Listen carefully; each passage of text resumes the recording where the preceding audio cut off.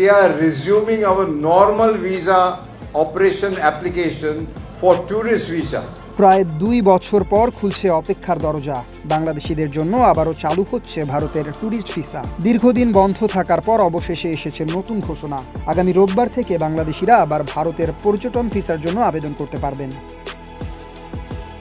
বৃহস্পতিবার রাজধানীর যমুনায় ভারতের ভিসা সেন্টারে ব্রিফিং করেন ভারতের হাই কমিশনার। সেখানে এই তথ্য জানান ঢাকায় নবনিযুক্ত ভারতের হাই কমিশনার দীনেশ ত্রিবেদী। তিনি জানান 28 জুন থেকে ট্যুরিস্ট ভিসা কার্যক্রম শুরু হবে। প্রায় 2 বছর ধরে বাংলাদেশিদের জন্য এই ভিসা বন্ধ ছিল। For tourist visa, which can be submitted from Sunday the 28th of June 2026. RICL TMX, যুগের পর যুগ স্থাপনা থাকে মজবুত। ভারত বাংলাদেশের মানুষের জন্য অন্যতম জনপ্রিয় ভ্রমণ গন্তব্য।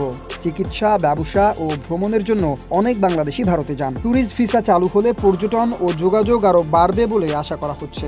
দীর্ঘ অপেক্ষার পর আবারও খুলছে ভারতের ভ্রমণ সুযোগ। এখন আবেদন প্রক্রিয়া ও নতুন নিয়ম সম্পর্কে জানতে আগ্রহী ভ্রমণকারীরা।